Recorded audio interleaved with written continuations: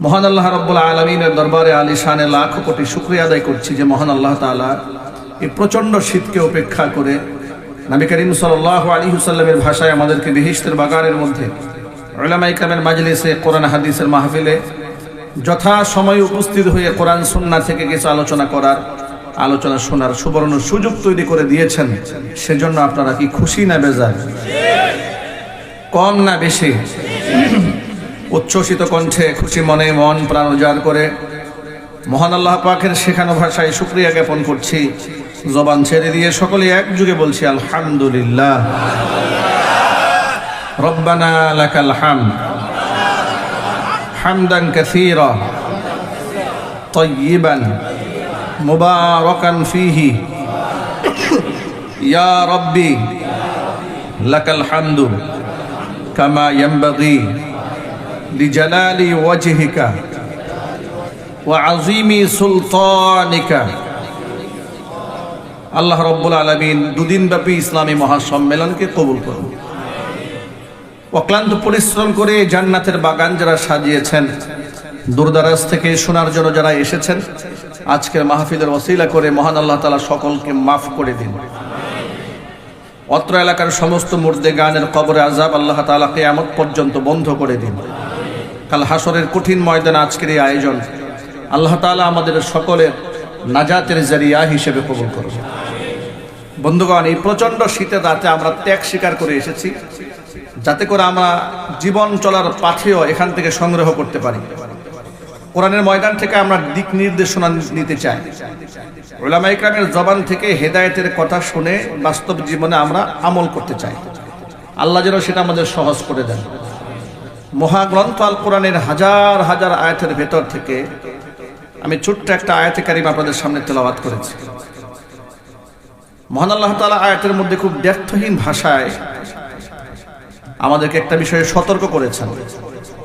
সূরাতুন নিসাতে খুব স্পষ্ট করে সতর্ক করে বলেছেন, ইন্নাল্লাহা লা ইয়াগফিরু আন ইউশরাকা বিহি, নিশ্চয় আল্লাহ তাআলা ক্ষমা করবেন না তার সাথে শিরকের গুনাহ।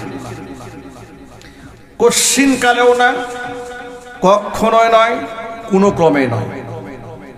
ওয়া ইয়াগফিরু মা দুনা যালিকা লিমান ইয়াশা, শিরকের গুনাহ ছাড়া যদি যত বড় গুনাহই বান্দা করুক না কেন, এই গুনাহ নিয়ে যদি ব্যক্তি মরে যায়, তাহলে আল্লাহ পাক যাকে খুশি যাবেন, যদি চান আল্লাহ ক্ষমা করে দিতেও পারেন। কিন্তু কশিন কালেও আল্লাহ ক্ষমা করবেন না শিরকের গুনাহকে।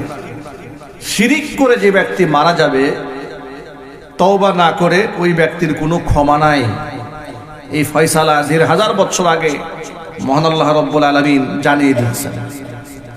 এরপরে আল্লাহ পাক বলেন, এটা এত ভয়াবহ গুনাহ, ওমাই ইউশরিক বিল্লাহ, আমি আল্লাহর সাথে যেই ব্যক্তি শরীক স্থাপন করে, অংশীদারিত্ব স্থাপন করে আমার সাথে, ফাকাদ ইফতারা ইসমান আযীমা, সেই ব্যক্তি আমার উপরে মারাত্মক মিথ্যা অপবাদের বোঝা আরোপ করে। আচ্ছা, আপনাদেরকে খুব সহজ ভাষায় একটা বিষয় বুঝাই বলি, আপনারা একটু ঠান্ডা মাথায় বুঝেন তো। আপনার ঔরজাত সন্তান, আপনার ছেলে, সে যদি অন্যকে আপনার সামনে আব্বা ডাকে, এটা কি আপনার সহ্য হবে? একটু জোরে বলেন। অথচ আপনি কি আপনার সন্তানকে সৃষ্টি করেছেন? না, আপনি ঔরজাত পিতা, আপনি তার এই পৃথিবীতে আসার মাধ্যম মাত্র। কিন্তু তার রিজিকের মালিকও আপনি নন, তার হায়াতের মালিকও আপনি নন, তার সুস্থতা অসুস্থতার মালিকও আপনি নন। শুধু আপনার মাধ্যমে, আপনার ওসিলায় সন্তান দুনিয়াতে এলো।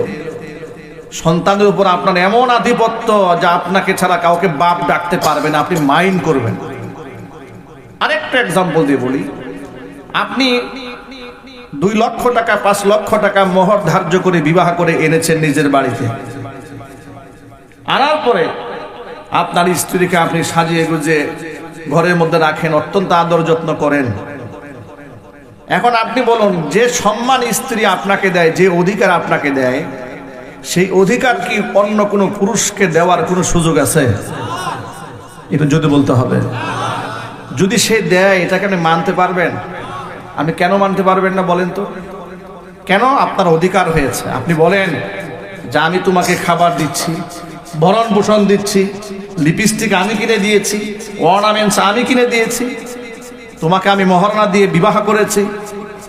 তো সামান্য কয়েকটা অর্নামেন্টস দিয়েছেন, কিছু গহনা দিয়েছেন, কিছু মহারণা দিয়েছেন, এতে আপনার এত আধিপত্য। আপনি শিরকিয়াত পছন্দ করেন না, আপনার স্ত্রী অন্যত্র যাবে তা আপনার হক দেবে দূরের কথা, অন্য পুরুষের সাথে হাসি মুখে কথা বললেও আপনার কলিজার মধ্যে আগুন লেগে যায়। আপনি মোহাব্বতের শিরিক সহ্য করেন না। কথা ঠিক না ঠিক যদি বলেন? অনুরূপভাবে আপনি নিজে একটা অফিসের মধ্যে আপনি বস হয়েছেন, আপনার আন্ডারে বেশ কিছু লোক চাকরি করেন, নিগরানি করেন। এই তত্ত্বাবধানে থেকে যদি অন্য বসের প্রশংসা কেউ করে, এটাও আপনি সহ্য করেন না। অনুরূপভাবে যে জমিটার মালিক আপনি, এই জমির মালিকানা অন্য কেউ যদি দাবি করে, আপনি এটা বরদাস্ত করেন না। কথা বলতে হবে ঠিক না ঠিক যদি বলেন? এই যে আরেকটু খোলামেলা বলি, এখানে নেতৃবৃন্দ আছে, রাজনৈতিক নেতা।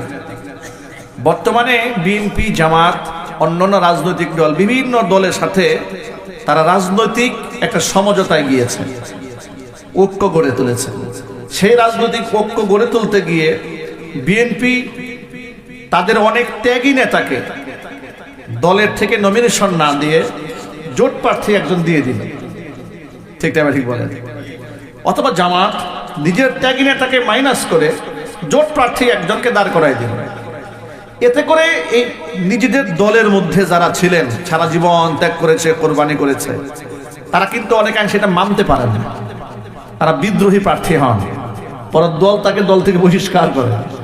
এই কয়েকটা বাস্তব উদাহরণ দিয়ে আপনাদেরকে সুযোগ বোঝাতে চেয়েছি যে আপনি আপনার কোনো অধিকারের ক্ষেত্রে আপনি শরীক পছন্দ করেন না। ঠিক না ঠিক? তাহলে মহান আল্লাহ আমাদের স্রষ্টা, তিনি আমাদের খালেক, তিনি আমাদের মালিক, তিনি আমাদের রাজ্জাক, তিনি আমাদেরকে রিজিক দেন, তিনি আমার সুস্থতার মালিক, তিনি আমার হায়াতের মালিক, তিনি আমার মৌতের মালিক, তিনি আমার নিঃশ্বাসের মালিক, যার ইশারা ছাড়া আমি একটা নিঃশ্বাস ফেলতে পারবো না, আমি একটা নিঃশ্বাস গ্রহণ করতে পারবো না। তাহলে যেই মহান আল্লাহ পাকের এত বড় আধিপত্য আমার কাছে, আমার উপরে আছে, আমি সেই আল্লাহর স্থানে তাকে বাদ দিয়া অন্য কারো সামনে আমি সিজদায় লুটিয়ে পড়ি, এটা আল্লাহ পাক কেন গ্রহণ করবেন? কথা বলুন ঠিক না ঠিক বলেন? আমি সেই আল্লাহকে বাদ দিয়ে আমি অন্যকে আল্লাহর স্থানে বসে তাকে রাজ্জাক বিশ্বাস করি, এটা আল্লাহ পাক কেন মেনে নেবেন? এই জন্য শিরকের গুনাহ বড় ভয়াবহ গুনাহ। শিরিক মানে হচ্ছে স্রষ্টার সাথে অংশীদারিত্ব জ্ঞাপন করা। এটা সত্তাগতভাবেও হতে পারে, আবার গুণাবলীর দিক থেকেও হতে পারে, অথবা ইবাদত বন্দেগীর দিক থেকেও হতে পারে। তামাম দুনিয়ার কোন মুসলমান সত্তাগতভাবে আল্লাহর সাথে শিরিক করে না, সত্তাগতভাবে শিরিক করে মুশরিক যারা। হিন্দুরা সত্তাগত শিরিক করে, খ্রিস্টানেরা সত্তাগত শিরিক করে, কিন্তু মুসলমানেরা সত্তাগত শিরিক করে না। এই মুসলমানদের ঈমানকে ধ্বংস করে দেওয়ার জন্য ইবলিস শয়তান চক্রান্ত আছে।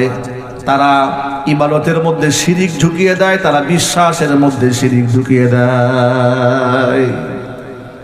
ইবাদতে শিরিক ঢুকায় আল্লাহর ইবাদতের সাথে, অনুরূপভাবে বিশ্বাসের মধ্যে আল্লাহর গুণাবলীর মধ্যে শিরিক ঢুকায় দেয়। গুণাবলীর মধ্যে কিভাবে শিরিক ঢুকায়?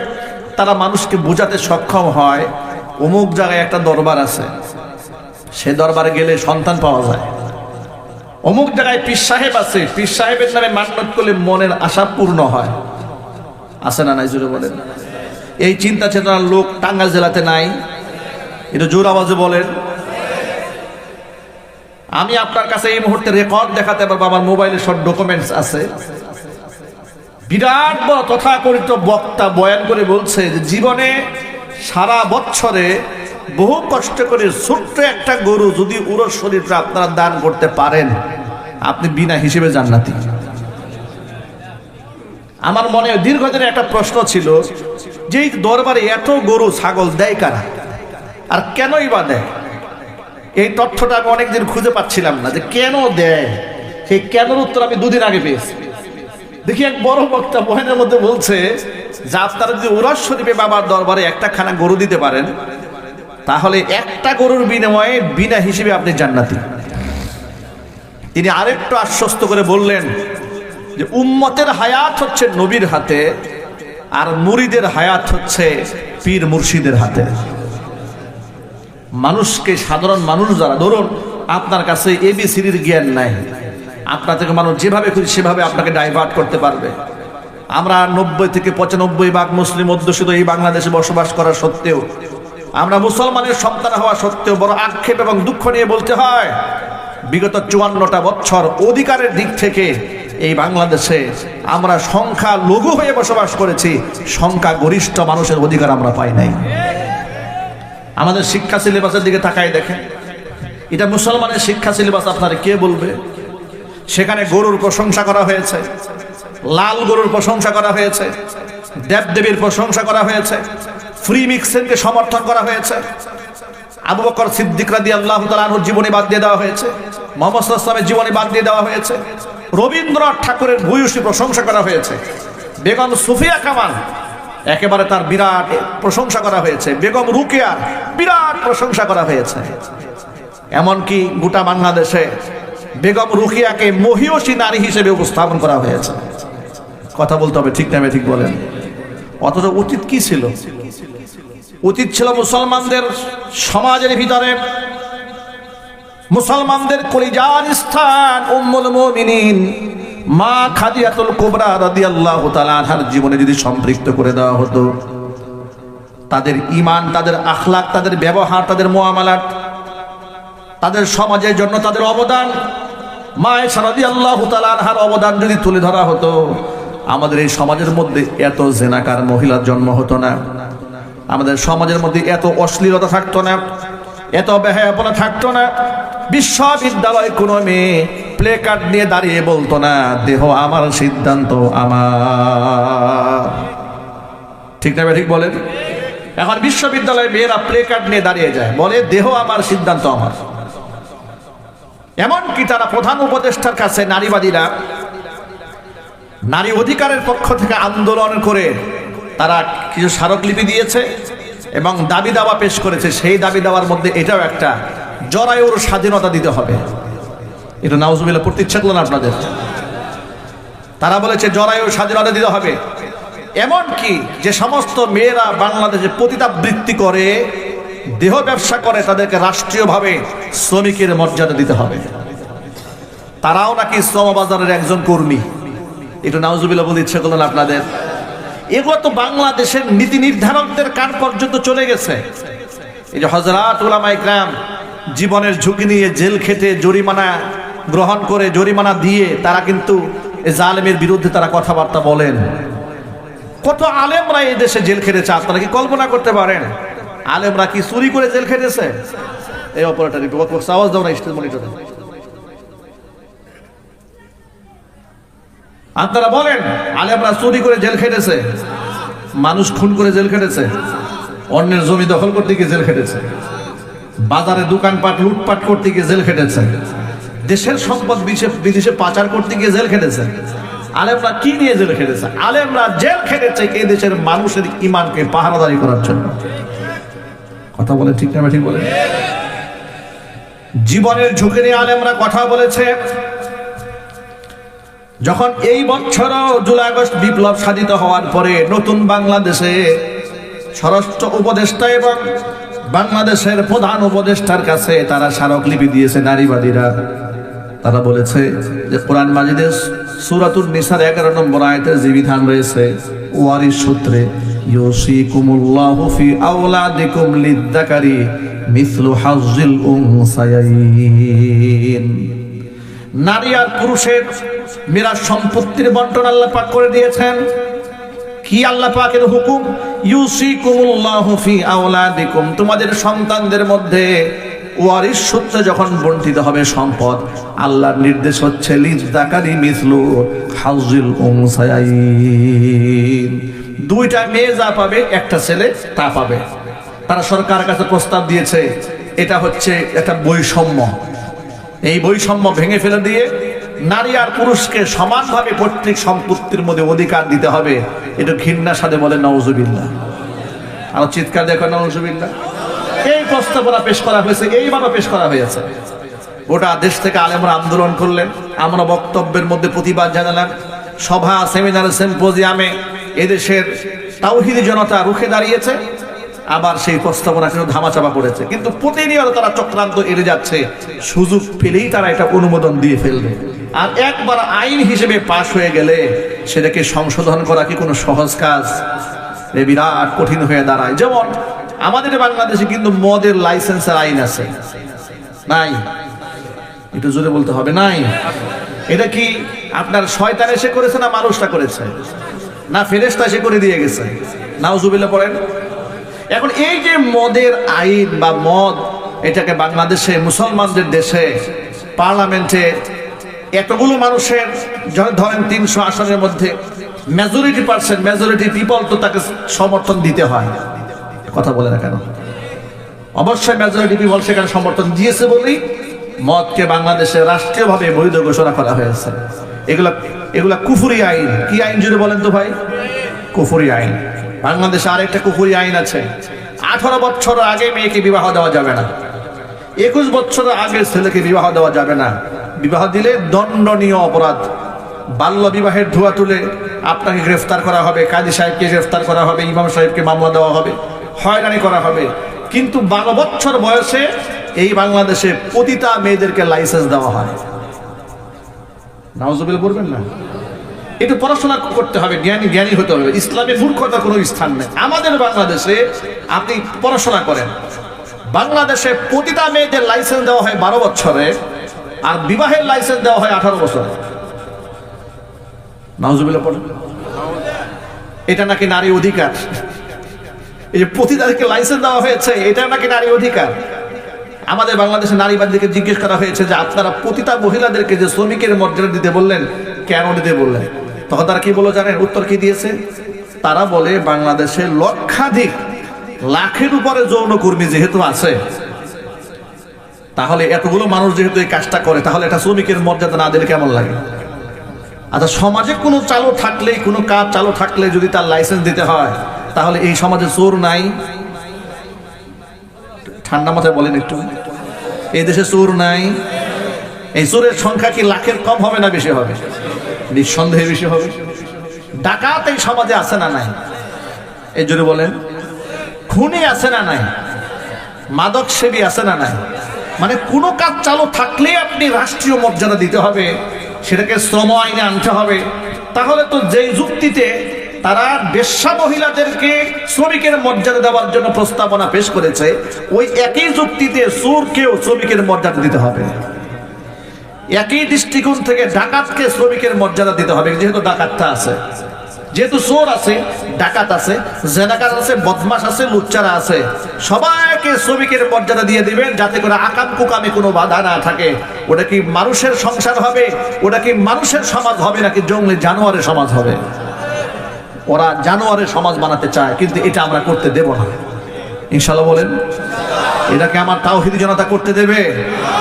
ভুয়াপুরের মুসলমানরা এটা করতে দেবে না? এটা আমরা করতে দেব না। এটা আমাদের দায়িত্ব। কোরআন মাজিদ আল্লাহ পাকের দায়িত্ব আমাদেরকে দিয়েছেন। আল্লাহ পাক বলেন, ওয়াল তাকুম মিনকুম উম্মাতুন ইয়াদউনা ইলাল খায়রি ওয়া ইয়া'মুরুনা বিল মা'রুফি ওয়া ইয়ানহাউনা আনিল মুনকার ওয়া উলাইকা হুমুল মুফলিহুন। তোমাদের ভেতর থেকে যেন অবশ্যই একটা দল এরকম থাকে, যারা মানুষদেরকে সৎ কাজের আদেশ দেয়, অসৎ কাজ থেকে মানুষদেরকে নিষেধ করে। ওয়ায়ানহাউনা আনিল ইয়া'মুরুনা বিল মা'রুফ, সৎ কাজে আদেশ দেয়। ওয়ায়ানহাউনা আনিল মুনকার, মানুষদেরকে অসৎ কাজ থেকে বাধা প্রদান করে। ওয়া উলাইকা হুমুল মুফলিহুন, এই গুণ যাদের মধ্যে আসবে, আমার আল্লাহ পাক বলেন তারাই সফল কাম। জোরে বলেন সুবহানাল্লাহ। বিশ্বনবী রাহমাতুল লিল আলামিন বলেছেন, মান রাআ মিনকুম মুনকারান ফালিয়ুগাইরহু বিয়াদি, চোখের সামনে যদি কেউ অন্যায় দেখো, ফার্স্ট ক্লাসের ইমামদার যদি হতে চাও, তাহলে তুমি হাত দিয়ে প্রতিবাদ করো। ফাইল্লাম ইয়াস্তাতি, হাত দিয়ে প্রতিবাদ করার ক্ষমতা যদি না থাকে, ফাবিলিসানিহি, জবান দিয়ে প্রতিবাদ জানাও। তাতেও যদি না পারো, ফাবিকালবিহি, অন্তর দিয়ে এই খারাপ কাজের পরিকল্পনাটাকে ধ্বংস করে দেওয়ার পরিকল্পনা আছো। ওয়াদালিকা আদআফুল ঈমান, এটা হচ্ছে ঈমানের একেবারে লাস্ট স্টেশন। ওয়ালাইসা ওয়ারা যালিকা হাব্বাতু খারদালিন মিনাল ঈমান, এরপরে আর সরিষা দানাও বাকি থাকে না। এর মানে সমাজের মধ্যে অশ্লীলতা হয়, অন্যায় হয়, ক্ষুধাদ্রোহিতা হয়, নাস্তিকতা হয়, বেহায়াপনা হয়, দেখার পরে কলিজার মধ্যে যদি ব্যথাও না লাগে, হুজুর বলেন তার কলিজার মধ্যে ঈমানের আর সরিষা দানাটাও বাকি নাই। আমরা বেঈমান হতে চাই না, আমরা ঈমান শূন্য হতে চাই না। আল্লাহ পাক যেন আমাদেরকে হেফাজত করেন, জোরে কোন আমিন।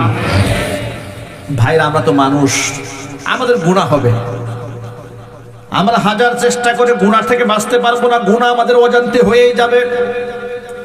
গুনাহ হয়ে যাওয়া মারাত্মক কোনো বিষয় নয়। আল্লাহ নবী রাহমাতুল লিল আলামিন বলেছেন, কুল্লু বানি আদম খাত্তাউন ওয়া খায়রুল খাত্তাইন আত-তাওয়াবুন, প্রত্যেকটা আদম সন্তান ভুল করে, তবে ভুল করা মানুষদের মধ্যে আল্লাহর কাছে শ্রেষ্ঠ তারা যারা তওবা করে আল্লাহর কাছে ফিরে আসে। কোরআন মাজিদে আল্লাহ পাক বলেছেন, তোমরা যদি ভুল না করতে, অন্যায় না করতে, গুনাহ না করতে, তাহলে তোমাদেরকে দুনিয়া থেকে মিটিয়ে দিয়ে আমি এমন একটা জাতি নিয়ে আসতাম যারা ভুল করতো আর আমার কাছে মাপ চাইতো। কারণ যে বান্দা ভুল করে আমার কাছে ক্ষমা চায়, বান্দাকে আমি বড্ড ভালোবাসি। সুবহানাল্লাহ বলবেন না ভাই? আমাদের কিন্তু সকলের গুনাহ আছে, কম বেশি, সগীরা কবিরা, জাহিরি বাতিনি, আমাদের গুনাহ আছে, আছে না ভাই? আমাদের গুনাহ আছে। আমরা গুনাহের জন্য কার কাছে মাপ চাইবো? আল্লাহর কাছে মাপ চাইবো। পৃথিবীর কোন মানুষের কাছে গুনাহের জন্য মাপ চাবো না। মানুষের কাছে ক্ষমা চেয়ে নিব মানুষের অধিকার নষ্ট করে থাকলে। আপনি বান্দার কোনো হক নষ্ট করেছেন, তার কাছে মাপ চেয়ে নেন। কাউকে আঘাত দিয়েছেন, তার কাছে ক্ষমা চেয়ে নেন। কারো সম্পদ নষ্ট করেছেন, এটা ফিরিয়ে দিয়ে তার কাছে আপনি মাপ চান। আল্লাহ পাক আপনারা মাফ করে দিবেন যদি বান্দা মাফ করে দেন। কিন্তু গুনাহ মাপের জন্য আপনি পৃথিবীর কারো দ্বারস্থ হবেন না। কারণ আল্লাহর কসম করে বলি, গুনাহ একমাত্র আল্লাহ ছাড়া আর কেউ মাফ করতে পারে না। ওয়ালা ইয়াগফিরুয যুনুবা ইল্লা আনতা, আয় আল্লাহ, একমাত্র তুমি ছাড়া আমাদের গুনাহ কেউ মাফ করার অধিকার রাখে না। আমাদের গুনাহ কে মাফ করতে পারেন? আল্লাহ পাক আমাদের গুনাহ মাফ করতে পারেন। এই জন্য যে পয়েন্টটা নিয়ে আমি লম্বা কথা বললাম, সেই পয়েন্টে একটু আসেন। বাংলাদেশের কোন মুসলমান সত্তাগতভাবে আল্লাহ পাককে একাধিক মনে করে না। সমস্ত মুসলমান বিশ্বাস করে আমাদের স্রষ্টা এক এবং একক, ঠিক কিনা? আমাদের মালিক কজন? আমাদের স্রষ্টা কে বলেন তো ভাই? আল্লাহর পরিচয় আল্লাহ নিজেই দিয়েছেন, কুল হুয়াল্লাহু আহাদ আল্লাহুস সামাদ লাম ইয়ালিদ ওয়া লাম ইউলাদ ওয়া লাম ইয়াকুল লাহু কুফুয়ান আহাদ। হে নবী, কুল, আপনি বলেন, হুয়াল্লাহু আহাদ, তিনি আল্লাহ এক, একক। আল্লাহুস সামাদ, আল্লাহ বেনিয়াজ, কোনো কিছুর মুহতাজ আল্লাহ নন। লাম ইয়ালিদ, তিনি কাউকে জন্ম দেননি। ওয়া লাম ইউলাদ, কারো কাছ থেকে তিনি জন্ম গ্রহণ করেননি। ওয়া লাম ইয়াকুল লাহু কুফুয়ান আহাদ, তার সমতুল্য, তার সমকক্ষ কেউ নাই। মদিনাতুল মুনাওয়ারার একজন সাহাবী, তিনি মসজিদে কুবার ইমাম ছিলেন। মসজিদে কুবা আপনারা তো অনেকে গিয়েছেন, যারা হজে গিয়েছেন। মসজিদে নববী থেকে একটু দূরে মসজিদে কুবা। তো সেখানে একজন ইমাম সাহেব নবীজি সাল্লাল্লাহু আলাইহি ওয়াসাল্লাম নিযুক্ত করে দিয়েছেন, তিনি নামাজ পড়ান। পেছনে মুক্তাদিরা নামাজ পড়ে। তো ইমাম সাহেব সাধারণত আমরা যারা নামাজ পড়াই, এখানে ইমাম সাহেবরা আছেন, ইমাম সাহেব বিভিন্ন সময় বিভিন্ন কেরাত পড়েন। সূরা ফাতিহার পরে এক এক সময় এক এক কেরাত পড়েন। কখনো সূরা ইখলাস পড়েন, কখনো সূরা মাউন পড়েন, কখনো সূরা ফিল পড়েন। ছোট ছোট সূরা হলে, বড় সূরা হলে সূরাতুল কাহফ থেকে তিলাওয়াত করেন, সূরা ইব্রাহিম পড়েন। পুরা লম্বা এত বড় সূরা, এত বড় কোরআন, এক এক সময় এক একটা তিলাওয়াত করেন। কিন্তু এই ইমাম সাহেব, তিনি প্রত্যেক নামাজের মধ্যে সূরা ইখলাস পাঠ করেন। কি পড়েন? নিয়ম এটাই করেন। যোহরে, আসরে, মাগরিবে, এশায়, এমনকি ফজরে শুধু সূরা ইখলাস দিয়ে নামাজ পড়া। এখন পেছনের মুক্তাদি যারা আছে, প্রিয় ভাইরা, আপনাদের কষ্ট হচ্ছে নাকি বেশি? ইমাম সাহেবের তেলাওয়াত যদি সুন্দর হয়, তার তেলাওয়াত কিন্তু শুনতে মজা লাগে। আর মুসল্লিদের একটা আকাঙ্ক্ষা থাকে যে হুজুর যদি আরেকটু লম্বা তেলাওয়াত করতেন। আমার মনে আছে আমি যখন পড়াশোনা শেষ করেছি, প্রথম পাঞ্জেগানা মসজিদে ইমামতের দায়িত্ব নিয়েছিলাম। ফজর এবং এশারের নামাজের মধ্যে কেরাতটা আমি একটু লম্বা পড়তাম, অনেক সময় 1.5 পৃষ্ঠা 2 পৃষ্ঠা পড়তাম। এই 2 পৃষ্ঠা পড়ার পর আমার মুক্তাদিরা আমাকে বলতেন, হুজুর তেলাওয়াতটা ছোট হয়ে গেছে, আরেকটু লম্বা পড়তে আরেকটু মজা লাগতো। আল্লাহর কসম, ওয়াল্লাহি ওয়া রাব্বিল কাবা, কাবার রবের কসম করে বলি, ফজরের নামাজে তেলাওয়াত করেছি, এই দৃশ্য আমার মতো না একেবারে ছোট্ট বান্দা দেখেছি যে মুসল্লিরা নামাজে তেলাওয়াত শুধু শুনেছে, অর্থ বোঝে নাই, কান্না করে করে দাড়ি বুক ভিজাই ফেলেছে। কোরআন তেলাওয়াতের এরকম আসর, চিৎকার দেখুন আল্লাহু আকবার। এটা কোরআনের মুজিজা। কিসের মুজিজা? এটা কোরআনের মুজিজা। পৃথিবীর কোনো গান শুনে অর্থ না বুঝে মানুষ কান্দে না। কথা বলে ঠিক না ঠিক বলে? একমাত্র কোরআন, এই তেলাওয়াত শুনেও মানুষ কান্না করে। নামাজের কেরাতটা একটু মজা হয়, লম্বা হয়, ভালো লাগে। এখন মুক্তাদি যারা আছেন তারা সব সময় দেখেন ইমাম সাহেব সূরা ইখলাস ছাড়া অন্য কোনো তেলাওয়াত করেন না।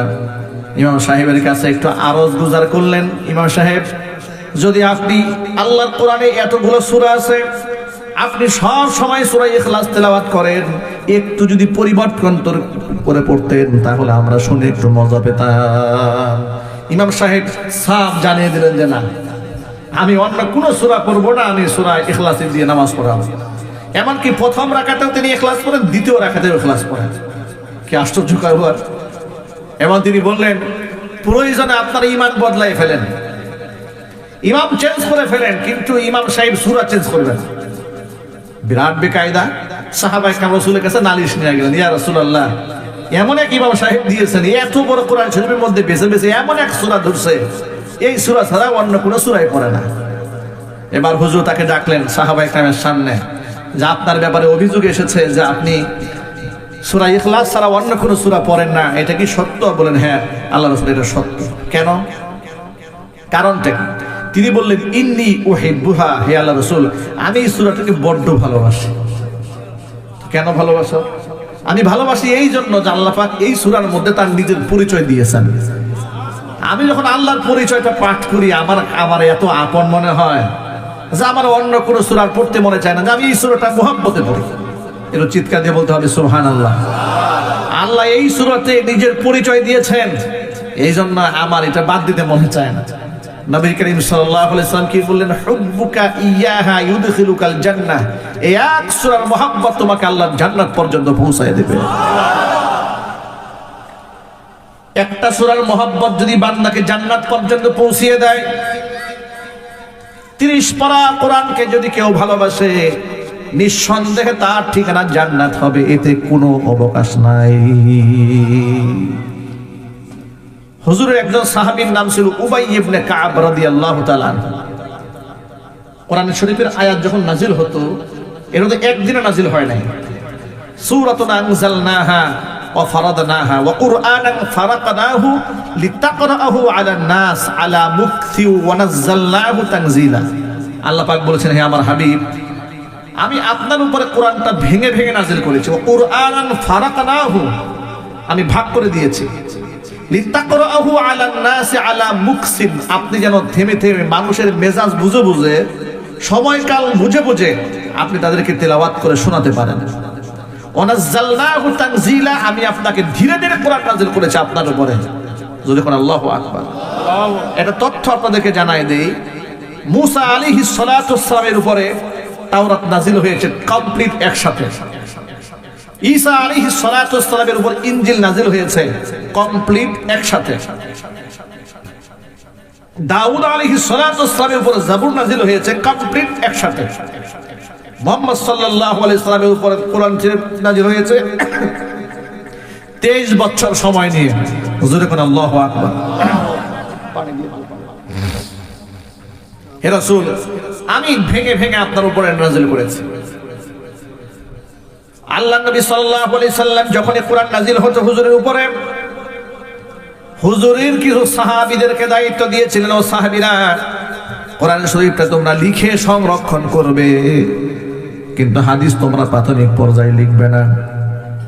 কোরআনটা ওহী, হাদিসটাও ওহী। কোরআনটা ওহী, হাদিসটা কি ওহী। আপনাদেরকে ছোট্ট একটা পার্থক্য বোঝাই দেই। কোরআনও আল্লাহর পক্ষ থেকে এসেছে, হাদিসও আল্লাহর পক্ষ থেকে এসেছে, কিন্তু কোরআনের শব্দ এবং মানা দুটোই আল্লাহর পক্ষ থেকে এসেছে, কিন্তু হাদিসের শব্দটা রাসূলের, অর্থটা আল্লাহর পক্ষ থেকে এসেছে। এটা জোরে বলেন সুবহানাল্লাহ। এই জন্য কোরআন, পানি নাই, খাওয়ার পানি নাই, এই জন্য কোরআন মাজিদকে যেমন বিশ্বাস করতে হবে, হাদিসও বিশ্বাস করতে হবে। হাদিস বাদ দিয়ে শুধু কোরআন বিশ্বাস করে ব্যক্তি মুক্তি পাবে না। তার কারণ আপনাকে নবুয়ত বিশ্বাস করতে হবে, রিসালাতটা বিশ্বাস করতে হবে। আপনি আল্লাহর কোরআন বিশ্বাস করলে রাসূলের হাদিস যদি বিশ্বাস না করেন, আপনার ঈমান থাকবে না। আর আপনি রাসূলের হাদিস বাদ দিয়ে শুধু কোরআন শরীফটা বিশ্বাস, তো আপনার করার কোনো উপায় নেই। আপনি কেমনে বিশ্বাস করবেন? দেখেন, এই কোরআন শরীফে নামাজের আয়াত আছে 82টা বা 83টা আয়াতের মধ্যে নামাজের কথা আছে। যাকাতের কথা আছে 32টা আয়াতে। নামাজ আর যাকাত, আকিমুস সালাহ ওয়া আতুজ যাকাত, ইউকিমুনাস সালাহ ওয়া ইউতুনাজ যাকাত, এইভাবে নামাজ এবং যাকাত একসাথে উল্লেখ করা হয়েছে 27টা আয়াতের মধ্যে। সূরা, এরপর হজের বিধানগুলো 12টা আয়াতে নাযিল হয়েছে। রোজার ব্যাপারগুলো ধারাবাহিক সূরা বাকারায় 5টা আয়াতে নাযিল হয়েছে।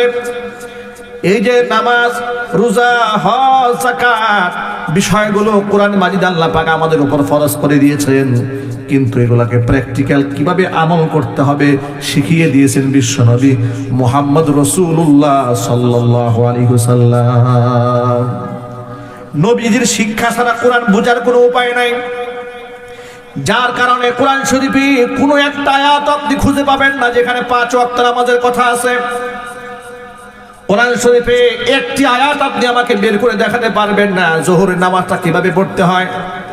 আসরের নামাজ 4 রাকাত, যোহরের নামাজ 4 রাকাত ফরজ, মাগরিবের নামাজ 3 রাকাত ফরজ, এশারের নামাজ 4 রাকাত ফরজ, ফজরের নামাজ 2 রাকাত ফরজ। এটা কোরআন শরীফের আয়াত দিয়ে আপনি প্রমাণ করতে পারবেন না, কিন্তু নামাজ পড়া ফরজ। নামাজ পড়া কি?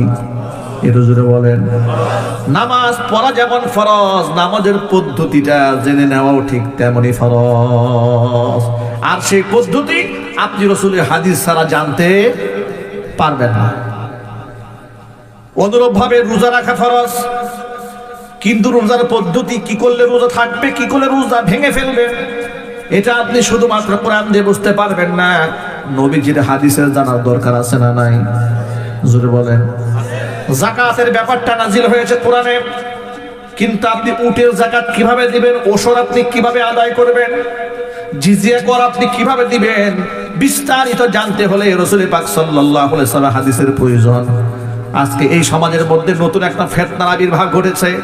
ওরা নিজেদেরকে বলে আহলে কোরআন। কি বলে যদি বলেন তো ভাই? এটা গ্রামগঞ্জ পর্যন্ত পৌঁছায় গেছে। আপনাদেরকে অগ্রিম সতর্কতা জানায় দেই, এরা বলে আল্লাহর কোরআন থাকতে নবীর হাদিসের দরকারটা কি? আপনার গ্রামের সাধারণ মানুষরা তারা তো মনে করে, দেখেন ধোঁকাটা দেয় কেমনে, তারা বলে যে কোরআন শরীফ আল্লাহ পাক বলেছেন ওয়ানাজ্জালনা আলাইকাল কিতাবা তিবিয়ানাল লিকুল্লি শাইইন, হে নবী আপনার কাছে আমি সব কিছু কোরআনে খুলে খুলে বর্ণনা করে দিয়েছি। এই আয়াতের তরজমা দেখায় পাবলিককে বোঝায়, দেখেন যে আল্লাহ পাকের কালাম এই কোরআন শরীফ তামাম দুনিয়ার সকল সমস্যার সমাধান দিতে সক্ষম কিনা? পাবলিক বলে হ্যাঁ অবশ্যই সক্ষম। যা আল্লাহ কোরআনে বলেছেন সব কোরআনে লেখা আছে, বলে হ্যাঁ এটা লেখা আছে। আপনারা বলেন যে কোরআন কি বিকৃত হওয়া সম্ভব? বলে না, বিকৃত হওয়া সম্ভব না। কারণ কোরআন সম্পর্কে মহান আল্লাহ পাক নিজে বলেছেন ইন্না নাহনু নাযালনা যিকরা ওয়া ইন্না লাহু লাহাফিজুন। কোরআন নাজিল করেছে আমি সংরক্ষণ করব, আমি আল্লাহ নিজ হাতে। তো হাদিসের ব্যাপারে তো এমন কোনো কথা নাই যে হাদিস আমি নাজিল করেছি, আমি হাদিসকে নিজ হাতে সংরক্ষণ করব। হাদিস সংরক্ষণের দায়িত্ব যেহেতু আল্লাহ নেন নাই, অতএব সমাজে হাদিসের নামে যা আছে সব মিথ্যা কথা। এটা জুড়ে বলতে হবে নাউযুবিল্লাহি মিন যালিক। কত বড় সূক্ষ্ম জালিয়াতি, কত বড় মারাত্মক কুফরি বক্তব্য এটা। এই ধরনের কথাবার্তা বলে তারা সমাজের মানুষের ঈমান হরণের ষড়যন্ত্র চালাচ্ছে। আল্লাহ পাক যেন এই ফিতনা থেকে আমাদের সকলকে বেঁচে থাকার তৌফিক দান করেন, জোরে কোন আমিন। এবার আপনাদেরকে আমি প্রশ্ন করি, আপনারা জবাব দিবেন। কোরআন আল্লাহ নাজিল করেছেন, হাদিস কে নাজিল করেছেন? বুঝেন না এতক্ষণ পর্যন্ত? কোরআন আল্লাহর পক্ষ থেকে এসেছে, হাদিসটা কার কাছ থেকে এসেছে? হাদিস আল্লাহর পক্ষ থেকে এসেছে।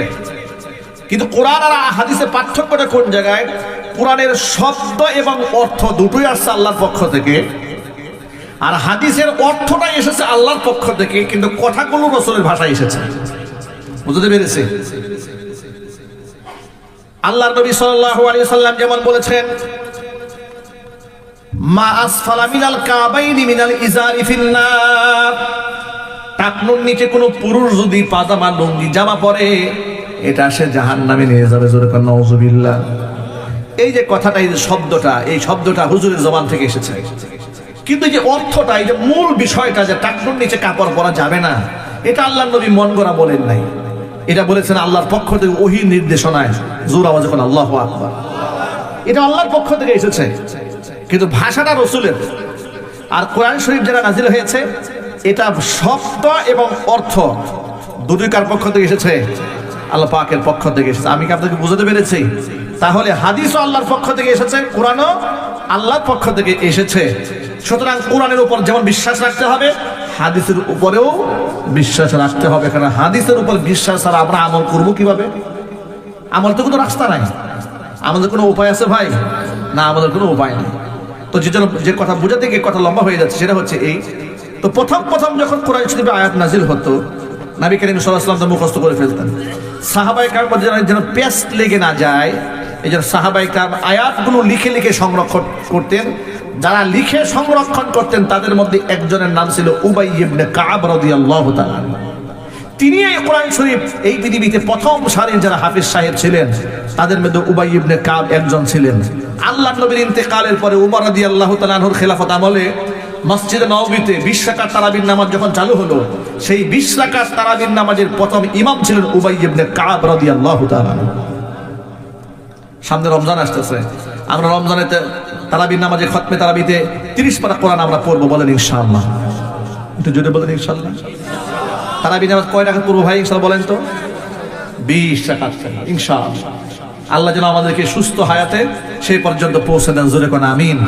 একটা দোয়া পড়ে বলেন, আল্লাহুম্মা বারিক লানা ফি রজবা ওয়া শাবান ওয়া বাল্লিগনা রমাদান। আল্লাহুম্মা বারিক লানা ফি রজবা ওয়া শাবান ওয়া বাল্লিগনা রমাদান।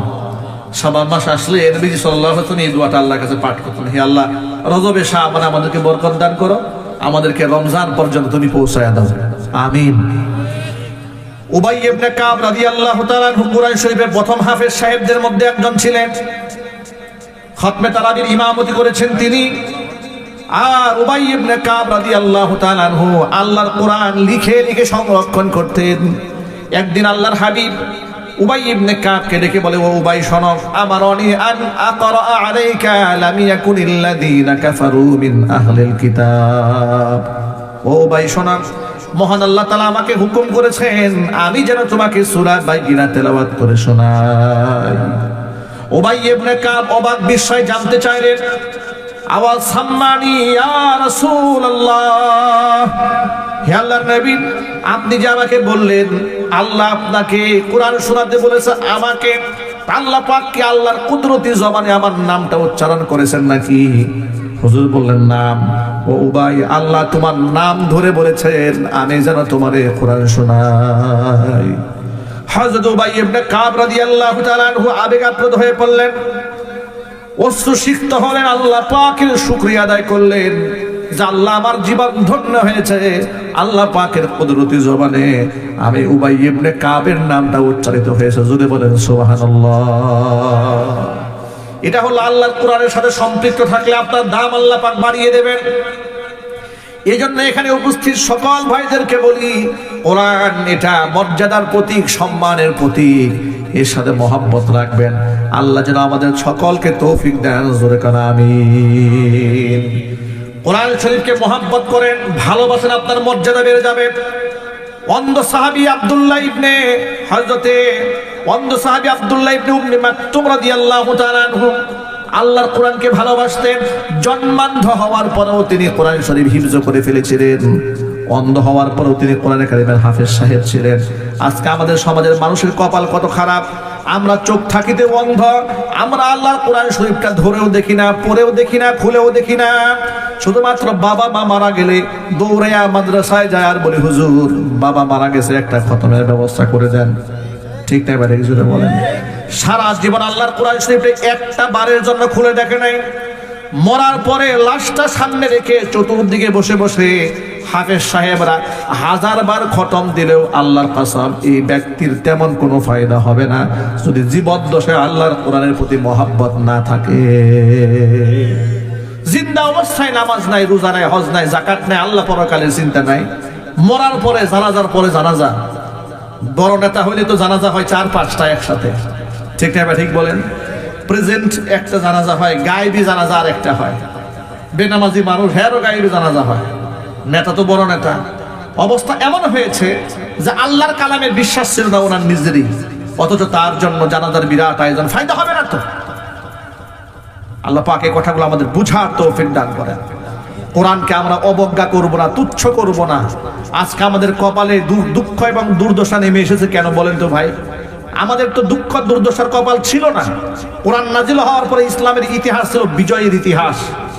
ইসলাম তো গোটা বিশ্বব্যাপী রাজত্ব করেছে, রোম এবং পারস্যের উপর নেতৃত্ব দিয়েছে কোরআন এবং ইসলাম।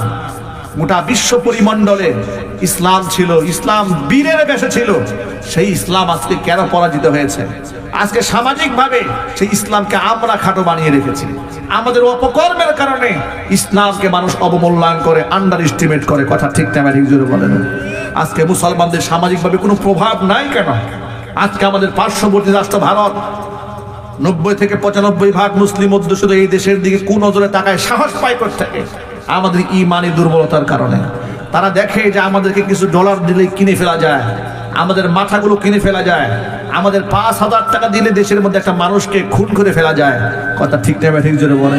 আমাদের ইমানি দুর্বলতার সুযোগ নিয়ে তারা আমাদের উপর চেপে বসেছে।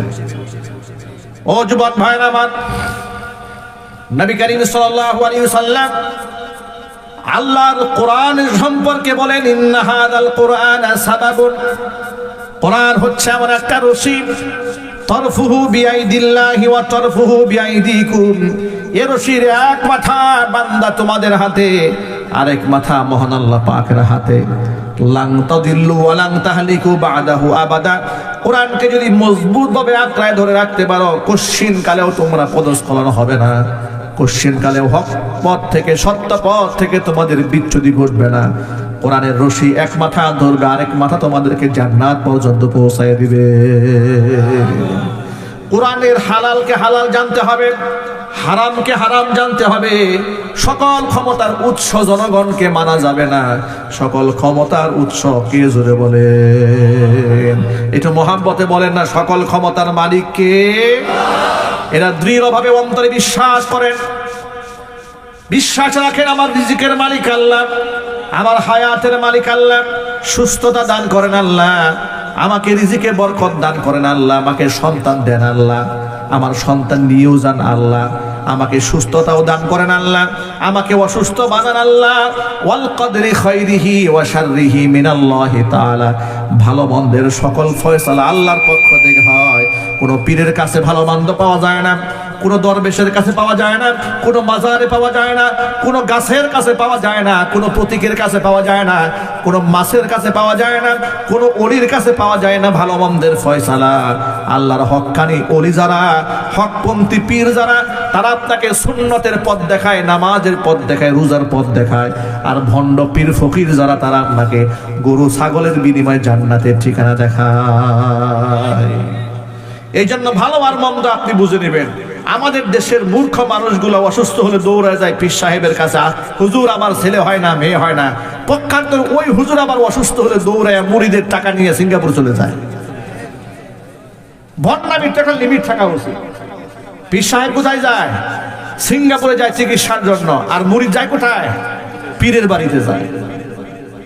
কপাল কত খারাপ দেখেছেন এই দেশের নাদান মুসলমানের অবস্থাটা কি হয়েছে? এই বিশ্বাসের কারণে লোকেরা শিরিক করে, যে গুনাহ আল্লাহ কোনোদিন মাফ করবে না, কোনোদিন আল্লাহ ক্ষমা করবে না শিরকের গুনাহ। আপনারা এক বাক্যে বলেন, মানুষের পায়ে সিজদা দেওয়া হালাল না হারাম? জোর আওয়াজে বলেন। কবরে সিজদা দেওয়া হালাল না হারাম? নবী করিম সাল্লাল্লাহু আলাইহি ওয়াসাল্লাম কবরের সাথে তিনটা আচরণ করতে নিষেধ করে দিয়েছেন। নাহা রাসূলুল্লাহ সাল্লাল্লাহু আলাইহি ওয়াসাল্লাম আইয়ুজাসসাল কবরু ওয়া আইয়ুবনা আলাইহি ওয়া আইয়ুকআদা আলাইহি। কবরকে চুনকাম করা, পাকা করতে আল্লাহর নবী নিষেধ করেছেন। কবরের উপরে ছাদ দিতে আল্লাহর নবী নিষেধ করেছেন। ওয়া আইয়ুকআদা আলাইহি, কবরের উপর বসতে আল্লাহর নবী সাল্লাল্লাহু আলাইহি ওয়াসাল্লাম নিষেধ করেছেন। কিন্তু মাজারগুলো দেখেন, প্রত্যেকটা মাজার পাকা করা, প্রত্যেকটা মাজারের উপরে ছাদ দেওয়া, এগুলো কি সত্য না অসত্য? একটু জোরে বলেন। এগুলা কি বাংলাদেশে আছে না নাই? আপনি কেন এই কাজটা করলেন? আপনি কেন এই কাজটা করেছেন? এরপরে আপনি মাজারের উপর আগরবাতি ঢালতেছেন, মোমবাতি জ্বালতেছেন, ফুল দিচ্ছেন। এরপরে চুপচাপ, বেশি সম্মানিত হয়ে গেলে সরকারের পক্ষ থেকে চুপচাপ নীরবতা পালন করে। অমুকের জন্য আমরা 1 মিনিট চুপচাপ থাকি। ভাইরা 1 মিনিট কেন, 1000 বছর চুপ করে থাকলে কবরে শোয়া ব্যক্তির 1 পয়সার ফায়দা হবে? চুপচাপ না থেকে সূরা ফাতিহা পড়েন, একটু দুরূদ শরীফ পড়েন, তার জন্য আল্লাহর কাছে একটু ক্ষমা প্রার্থনা করেন। নবী করিম সাল্লাল্লাহু আলাইহি ওয়াসাল্লাম বলেছেন, ইস্তাগফিরু লি আখিকুম, তোমরা তোমাদের মারহুম ভাইয়ের জন্য, বোনের জন্য দোয়া করো, ক্ষমা প্রার্থনা করে ফায়দা হবে। আপনি এটা না করে ফুলের স্তূপ দিয়ে আপনি দাঁড়ায় থাকলেন। আহারে, এই সমাজে কত প্রকারের যে সামাজিক শিরিক আছে, রাষ্ট্রীয় শিরিক আছে, এগুলো আমাদের সংশোধন করতে হবে। আমাদের ধর্ম, আমাদের ইসলাম আমাদেরকে শুধু নামাজ, রোজা, হজ, যাকাতের কথা বলেন না, আমাদের গোটা জীবনের দিক নির্দেশনা দান করেছেন। চিৎকার দিয়ে করেন আল্লাহু আকবার। আমার ভাইরা, শিরিক করা যাবে না, শিরিক ভয়াবহ গুনাহ। কোরআন মানি আল্লাহ রাব্বুল আলামিন বলছেন, সূরা লুকমানে আল্লাহ ঘোষণা করেছেন, وَإِذْ قَالَ لُقْمَانُ لِابْنِهِ وَهُوَ يَعِظُهُ يَا بُنَيَّ لَا تُشْرِكْ بِاللَّهِ إِنَّ الشِّرْكَ لَظُلْمٌ عَظِيمٌ। স্মরণ করো লুকমানের কথা, যখন তার নিজের ছেলেকে নসিহত করে বলেছিল, ইয়া বুনাইয়া ও বৎস লা তুশরিক বিল্লাহ, আল্লাহর সাথে শিরিক করো না। ইন্নাশ শিরকা লাযুলমুন আযীম, নিঃসন্দেহে শিরিক এটা মারাত্মক বড় জুলুম। শিরিক করা হারাম, শিরিককে সমর্থন দেওয়া হারাম, শিরিককে সাহায্য করা হারাম। আমি আবার বলছি, আমার সাথে জবাব দিবেন, শিরিক করা কি? সমর্থন দেওয়া, সাহায্য করা, শিরিকের কর্মকাণ্ডে শুভেচ্ছা দেওয়া হারাম, হারাম, হারাম। এমনকি কোনো কোনো ক্ষেত্রে কুফরি। আমাদের দেশে দেখুন, রাজনীতিবিদরা পূজা যখন আসে তখন দুর্গা দেবীকে শুভেচ্ছা জ্ঞাপন করে, যে যারা হিন্দু সম্প্রদায়ের লোক আছে তাদেরকে আমরা শুভেচ্ছা জ্ঞাপন করলাম, নাউজুবিল্লাহ পড়েন। আবার যখন খ্রিস্টানদের বড়দিন আসে বলে যে আমরা বড়দিন উপলক্ষে একটু শুভেচ্ছা জ্ঞাপন করলাম। অথচ বুঝেও না শুভেচ্ছা কাকে বলে, কোন কাজে দেওয়া যায়। শুভেচ্ছা কাকে বলে? শুভ ইচ্ছা। একজন মুশরিক যখন আল্লাহর সাথে শিরিক করে, আল্লাহ পাক তাদের উপরে এত রাগান্বিত হন, এত নারাজ হয়ে যান। হযরত ওমর বলেন, মুশরিকরা যখন তাদের পূজা অনুষ্ঠানে পূজা করে, তোমরা সেখানে হাজির হবে না, সেখানে প্রবেশ করবে না, কারণ ওই সময় আল্লাহর পক্ষ থেকে তাদের উপর গজব নাজিল হয়। অথচ আমরা দেখি এই দেশের রাজনীতিবিদরা খুশি হয়ে মাঝে মাঝে বলে, আমি পূজা মণ্ডপে অনুদান দিয়েছি। নাউজুবিল্লাহ পড়ে। এটা বন্ধ হয়ে গেছে। একটু বলেন না ভাই, আছে না নাই? কারণ নাম না বলি আছে। মানে পূজা মণ্ডপে অনুদান দিয়ে তারা খুব গর্বিত হচ্ছে। অথচ এই কথা চিন্তা করতে পারলো না, এটা কুফরি কাজ। কোরআন বলেছে সূরা মাঈদা, ওয়া তাআওয়ানু আলাল বিররি ওয়াত তাকওয়া ওয়া লা তাআওয়ানু আলাল ইসমি ওয়াল উদওয়ানি ওয়াত্তাকুল্লাহ ইন্নাল্লাহা শাদীদুল ইকাব। তুমি একজন আরেকজনকে সহযোগিতা করতে পারো ভালো কাজে, ন্যায় কাজে, কিন্তু অন্যায় কাজে সহযোগিতা করা, জোরে বল, সহযোগিতা করা যাবে না। আপনাদেরকে আরেকটা তথ্য বলি। আপনি এখন, ওই সময় তারা যুক্তি দিয়ে কি বলে শোনেন, আমাদের দেশে হিন্দু আছে, বৌদ্ধ আছে, খ্রিস্টান আছে, তো তাদের সাথে তো আমাদের ইনসাফ করতে হবে। তো আপনাকে ইনসাফ করতে নিষেধ করলো কে? আপনার পাশের বাড়ি হিন্দু লোকটা যদি অসহায় হয়, গরিব হয়, টিনের চাল দিয়ে পানি পড়ে, তার সুন্দর করে তার টিন দিয়ে ঘরটা বানায় দেয়, মানবিক সাহায্য করেন, অসুবিধা নাই। টাকার অভাবে মেয়ে বিবাহ দিতে পারে না, কিছু সাহায্য করে। ঋণগ্রস্ত হয়ে পড়েছে, সে হোক না হিন্দু, হোক না বৌদ্ধ, হোক না খ্রিস্টান, আপনি মানবিক সাহায্য করেন, আপনার আচরণ দিয়ে তার দিলের মধ্যে জায়গা করেন, সে যেন বুঝতে সক্ষম হয় ইসলামী পৃথিবীর মধ্যে শ্রেষ্ঠ ধর্ম। ঠিক কিনা বলেন? আপনি এই ক্ষেত্রে মানবিক সাহায্য করলেন না, ও যখন বিপদে পড়ে আপনি সাহায্যের জন্য এগিয়ে যান না। আপনি কখন যান? পূজা মণ্ডপে লাড্ডু খাইতে যান। এই ভণ্ডামি তারাও বুঝে। কথা ঠিক নেবে, ঠিক জন্য বলেন। এই ভণ্ডামি তারাও বুঝে। আপনারা কে বলেছে? এটার নাম তো মানবিকতা নয়, এটার নাম তো আপনার আদর্শ ধ্বংস করে দেওয়া। কই কোথায় কোনো মুশরিক তো তার নিজের আদর্শ ধ্বংস করে দিয়ে আপনার সাথে একাকার হতে আসে না। আমাদের যখন কোরবানি ঈদ আসে, কোন হিন্দুকে কোরবানির সময় পাওয়া যায়? একটু জোরে আওয়াজ দেবেন। ওটাকে আমাদের আনন্দের অনুষ্ঠান নয়? তাহলে যদি তাই হয়ে থাকে যে ধর্ম যার উৎসব সবার, আমার উৎসব তো ঈদুল ফিতর, আমার উৎসব তো ঈদুল আযহা, তো ঈদুল আযহাতে কয়টা হিন্দু পাইছে জীবনে বলেন? ঈদুল ফিতরে কয়টা পেয়েছেন? কয়টা খ্রিস্টান পেয়েছেন? কয়টা বৌদ্ধ পেয়েছেন? বরং তখন আপনি মুশরিকদেরকে দেখবেন, হিন্দু সম্প্রদায়ের লোকদেরকে দেখবেন কুরবানির সময় তাদের মুখটা মলিন হয়ে থাকে। ঠিক না? ঠিক। তাদের মাদেরকে জবাই করা হচ্ছে এমন তারা বিশ্বাস করে নাই।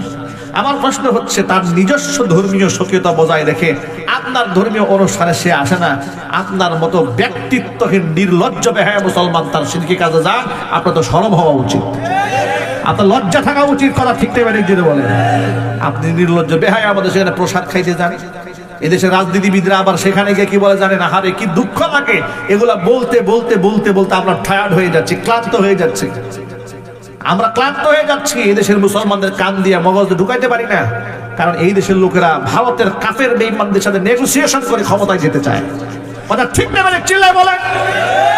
স্বৈরাচারী খুনি হাসিনা, খুনি হাসিনা এই দেশে মুসলমানদের সেন্টিমেন্টে আঘাত করে কাফের বেঈমানদের খুশি করার চেষ্টা চালিয়েছিল। আল্লাহ পাক জিল্লতির মালা গলায় পরিয়ে দিয়ে দেশ থেকে তাড়িয়ে দিয়েছে। সে আল্লাহ আছে না? নাই। তো ভারত যদি আপনার এই ক্ষমতার মস্তদে বসাবার ক্ষমতা রাখে, তো খুনি হাসিনাকে রাখতে পারলো না কেন? খুনি হাসিনার প্রতি কি ভারত নারাজ? আওয়াজ দেয় না কেন? একটু জোর আওয়াজে বলেন। খুনি হাসিনার প্রতি ভারত নারাজ, বরং এত সন্তুষ্ট। কি পরিমাণ সন্তুষ্ট যে প্রয়োজনে বাংলাদেশের মতো একটা দেশের সাথে সম্পর্ক ছিন্ন করবে, কিন্তু হাসিনাকে ওরা তালাক দিতে পারবে না। কারণ হাসিনা হচ্ছে ওদের সোনার ডিম পাড়া হাঁস। কথা ঠিক নেবে? ঠিক। ভারত কাফের মুশরিক হলেও অকৃতজ্ঞ না, এই জিনিসটা বুঝলাম আমি। কথা বলে ঠিক নেবে? ঠিক। ওরা কাফের হইলে অকৃতজ্ঞ না, ওরা বুঝে ফেলেছে হাসিনা আমাদের জন্য যা করেছে, ওই বলেছে না ভারতকে যা দিয়েছে কোনোদিন ভারত তা ভুলতে পারবে না। আসলেই ভারত ভুলতে পারে না। ভারত দেখেছে এই হাসিনাকে দিয়ে আমি যা যা বাংলাদেশ থেকে নিয়েছি, বিবাহ না করেও বউয়ের সম্পূর্ণ অধিকার নিয়েছি। ঠিক না? ঠিক। ওই যে ওদের এক মন্ত্রী বলেছিল না ভারতের সাথে নাকি স্বামী আর স্ত্রী সম্পর্ক।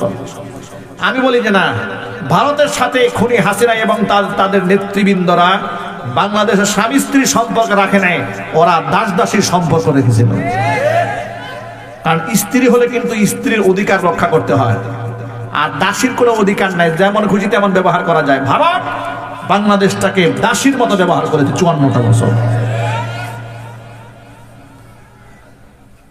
আমরা তো 71 সালে রক্ত দিয়ে জীবন দিয়ে আমাদের বাপদাদার দেশকে স্বাধীন করেছিল,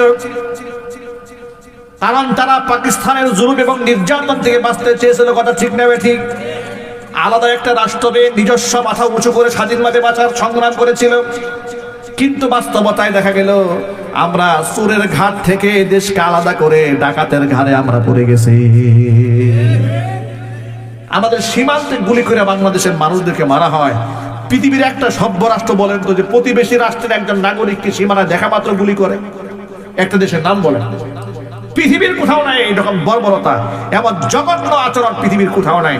আমাদের প্রশ্ন হচ্ছে, আমাদের বাংলাদেশের সাথে ভারতের বর্ডার আছে, চায়নার সাথে আছে না? একটু জোরে বলেন। একটা ইতিহাস শোনান যে চায়নার একটা লোককে সীমান্তে ভারত গুলি করে মেরেছে। সাহস আছে? ওদের বাপদাদা 14 কোটি সাহস আছে যে চায়নার একটা লোককে গুলি করে মারবে? সাহস নাই। আফগানিস্তানে বর্ডার দেখেন আছে, একটু খোঁজ খবর নিয়ে দেখেন তো আফগানের কয়টা মানুষকে জীবনের দিকে তাকাতে সাহস পেয়েছে? জীবনে পাবে না। ওই পাকিস্তানের সাথে বর্ডার আছে, মাঝে মাঝে একটু তাকাতে চায়, পাকিস্তান খুঁচা মেরে চোখ উল্টাইয়া দেয়। ঠিক না? ঠিক। যা মারার দুর্বল পেয়ে আমাদেরকে মারে, এরপরেও নাকি ওই আওয়ামী জাহিলিয়াতের আমলে মন্ত্রীরা বলতো আমাদের উন্নয়ন ভারতের উন্নয়ন, ভারতের উন্নয়ন আমাদের উন্নয়ন। মানে এটা ওদের সাথে, এটা আওয়ামী জাহিলিয়াতের উন্নয়ন হয়েছে, বাংলাদেশের মানুষের কোনো উন্নয়ন হয় না। এ কথাটা আপনাদের সাথে কেন বললাম? আমার উদ্দেশ্য হলো যে সমস্ত লোকেরা এখনো পর্যন্ত বাংলাদেশে থেকে ভারতের দালালি করার স্বপ্ন দেখেন, মোদী সরকারকে খুশি করে আগামী নির্বাচনে ক্ষমতায় যেতে চান, নেগোসিয়েশন করে, মুশরিকদের দালালি করে, কাফের বেঈমানদেরকে খুশি করতে চান, নির্বাচনী প্রচারণায় বলেন হিন্দু মুশরিক ভাই ভাই, হিন্দু মুসলিম ভাই ভাই, এই ধরনের ভণ্ডামি যারা করেন, খোদার কসম করে বলি ভারত জীবনেও আপনার ক্ষমতায় নেবে না, জীবনে আপনাকে ভারত পছন্দ করবে না। কারণ ভারত মুশরিকদেরকে ভালোবাসে, বেঈমান মুনাফিকদেরকে ভালোবাসে। আপনি মুনাফিক হন, আপনার ভালোবাসবে। কথা বলে না কেন? আপনি দেশের স্বার্থ বিকায়ে যান, ভারত আপনার সাপোর্ট দেবে। আপনি মুনাফিক হন, ভারত আপনার সাপোর্ট দেবে। কিন্তু আপনি দেশপ্রেমিক হলে ভারত আপনাকে সাপোর্ট দেবে না।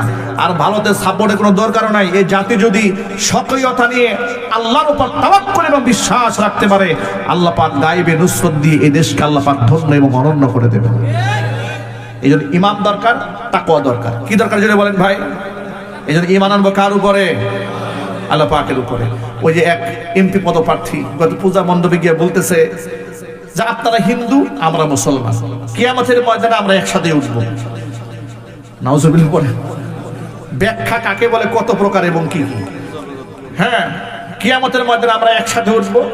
এরপরে যদি আপনারা ভালো করেন আপনারা যাবেন আপনারা চলে যাবেন স্বর্গে, আমরা ভালো করলে আমরা চলে যাবো জান্নাতে। আমরা একসাথে উঠবো। আরেকজনে বলে ফেললো রোজা আর পূজা হচ্ছে মুদ্রার এপিঠ আর ওপিঠ। মানে অমুসলিমদেরকে খুশি করার জন্য এই যে ধান্দাবাজি, এই যে স্ট্যান্ডবাজি এরা করা শুরু করেছে অমুসলিমদের কিছু ভোট পাওয়ার আশায়। ভাইরা, আপনাদেরকে আমি জিজ্ঞেস করি, আমার ভোটটা বেশি মূল্যবান নাকি আল্লাহর উপর ইমানটা বেশি মূল্যবান? কথা বলে না কেন? তাম পৃথিবীর সমস্ত সম্পদে এক পাল্লায় দিলে ইমানের সমতুল্য হবে না, ইমানের সমতুল্য হবে না। এই জন্য শিরকি কাজে সমর্থন দেওয়া হারাম, সহযোগিতা করা হারাম, অনুদান দেওয়া হারাম, উপস্থিত হওয়া হারাম, শুভেচ্ছা জ্ঞাপন করাও হারাম। এই কথা কি ভাই সকলে মনে থাকবে তো ইনশাআল্লাহ? আর পূজার প্রসাদ খাওয়া মনে হয় একটু হালাল নাকি? এটা টোটাল হারাম। টোটাল কি হারাম? শুয়ারের পায়খানা খাওয়া যেমন হারাম, পূজা মণ্ডপের প্রসাদ খাওয়া ঠিক তেমন হারাম। কথা যেন মনে থাকে। আল্লাহ পাক আমাদের বোঝার তৌফিক দান করেন। শিরকের গুনাহ আল্লাহ ক্ষমা করবেন না, মুশরিককে আল্লাহ ক্ষমা করবেন না। কোন মুশরিক ক্ষমা করবে না? যে মুশরিক শিরিক করে তওবা ছাড়া মারা গেছে। হ্যাঁ, কোন ব্যক্তি শিরিক করেছে, বুঝে কিংবা না বুঝে অনুশোচনা করেছে, অনুতপ্ত হয়েছে, ক্ষমা চেয়েছে, আল্লাহ ক্ষমা করে দেবেন। অসংখ্য মুশরিককে আল্লাহ ক্ষমা করে দিয়েছে না ভাই? দিয়েছে। কিন্তু শিরিকরত অবস্থায় যদি কেউ মারা যায়, তাকে আল্লাহ আর ক্ষমা করবেন না। প্রমাণ কোথায়? কোরআন শরীফে আয়াতে প্রমাণ না।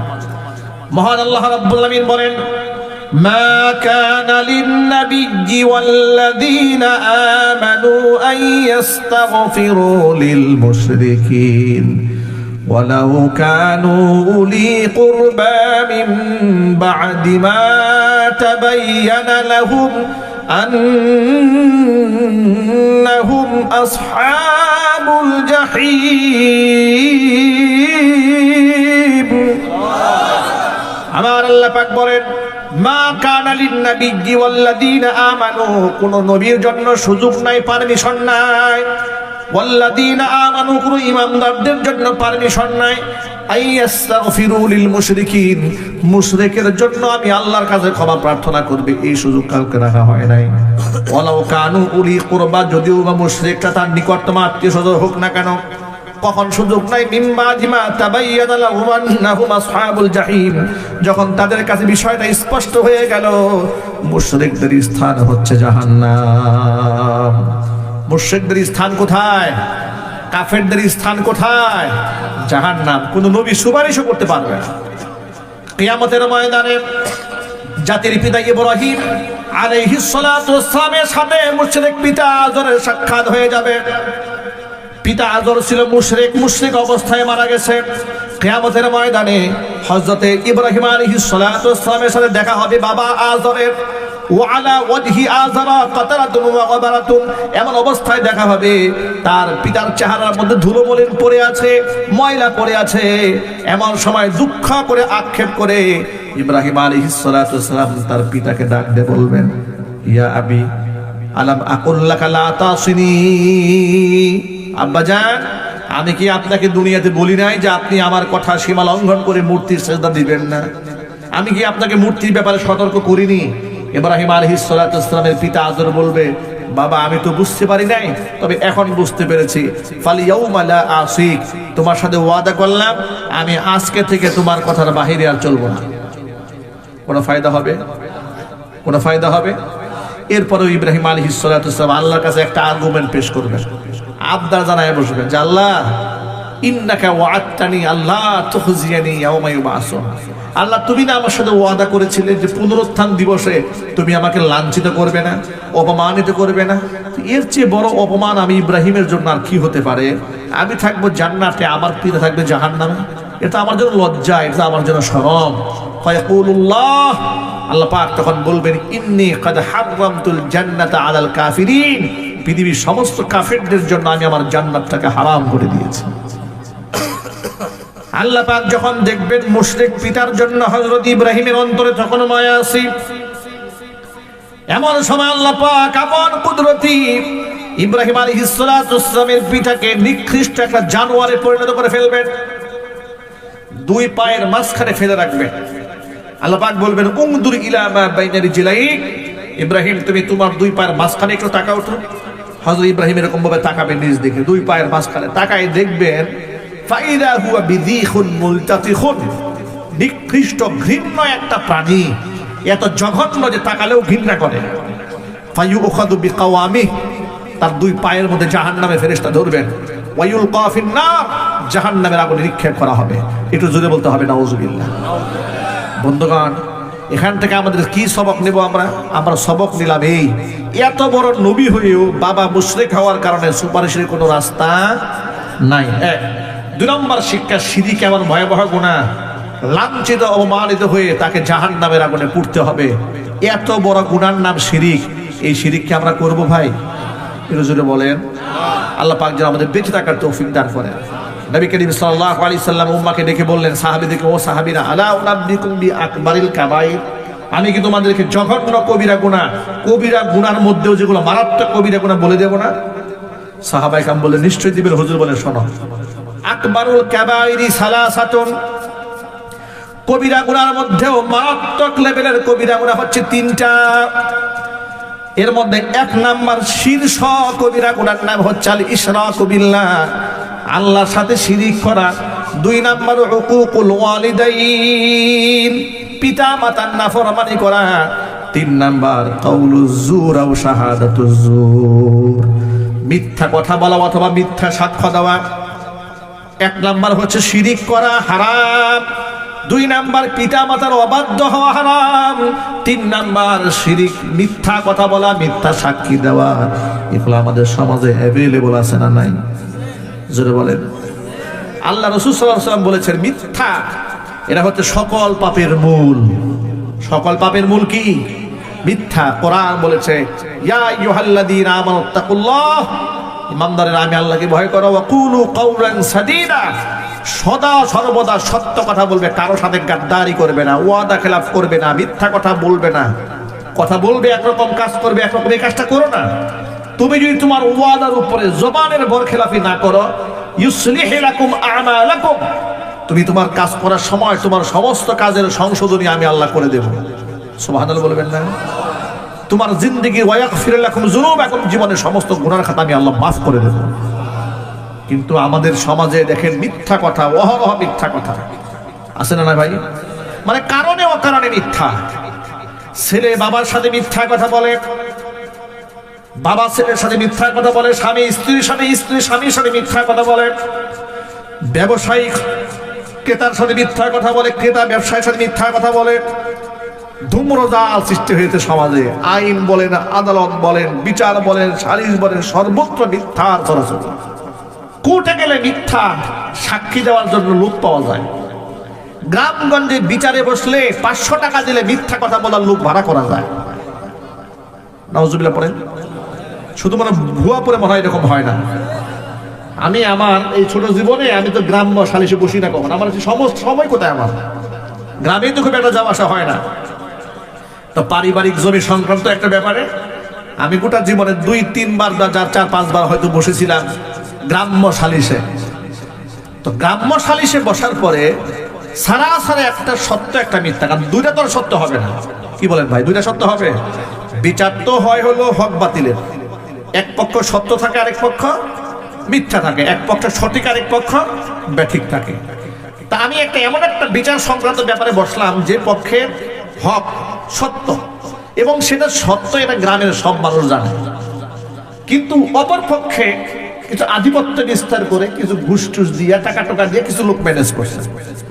বিশ্বাস করেন আমি অবাক হয়ে গেছি যে বিচার সালিশে বসার পরে মিথ্যার পক্ষেও দেখলাম বেশ কিছু লোক দাঁড়াইছে। আমি চেহারাগুলো তাকে অবাক বিস্ময় তাকে মনে মনে ভাবলাম, এত বড় মিথ্যার পক্ষে গ্রামবাসী সবাই জানে এটা মিথ্যা, এটা সত্য, এই মিথ্যার মধ্যে লোক দাঁড়ালো কেমনে? সালিশ হিসেবে জিজ্ঞেস করলাম একজনকে, গ্রামের লোককে জিজ্ঞেস করলাম, আচ্ছা ভাই এর কারণটা আমাকে বলেন, তুমি খুলে বলেন তো, এর পক্ষে এই লোকগুলো কোথেকে আসছে? তারা বলে, হুজুর গত রাত্রে 500 করে টাকা দিছে। নাউজুবিল্লাহ পড়ে। মানুষ এত নিচু হতে পারে? কি যে বলেন হুজুর, 500 টাকা তো অনেক বেশি বললাম, একটা সিগারেট দিয়ে দিলে সারাদিন গ্রামের কিছু লোক আপনার পিছনে দৌড়াবে। নাউজুবিল্লাহ পড়ে। আমার লজ্জায় মাথা হেট হয়ে গেছে, নত হয়ে গেছে। নাউজুবিল্লাহ, এই মানুষ দিয়ে কেমনে গ্রামের মানুষ সংসার করে? যে 500 টাকা দিলে মাথা কিনা যায়, মিথ্যার উপর বক্তব্য দেওয়ার জন্য লোক দাঁড়ায় যাবে, আপনার পক্ষে লোক দাঁড়িয়ে যাবে। নবী করিম সাল্লাল্লাহু আলাইহি ওয়াসাল্লাম বলেছেন, এই মিথ্যাটা এটা শুধুমাত্র গুনাহ না, এটা সমস্ত গুনার মধ্যে জঘন্যতম কবিরা গুনাহ। আবার মিথ্যা সাক্ষ্য দেবেন, আদালতে দাঁড়িয়ে দাঁড়িয়ে মানুষ মিথ্যা কথা বলে, কথা ঠিক না ঠিক জুড়ে বলেন। বিগত জীবনে আপনাদেরকে একটা ঘটনা শোনাই। 2018 সালে, কত সালে? 2018 সালে খুনি হাসিনার শাসনামলে মাহফিল মঞ্চে স্লিপ দিয়ে আমাকে নামিয়ে নেওয়া যাওয়া হলো। গাজীপুরের জেলখানার পেছনে লক্ষ্মীপুরা গ্রামের এক মহিলা মাদ্রাসার মাহফিলে বয়ান করতেছিলাম।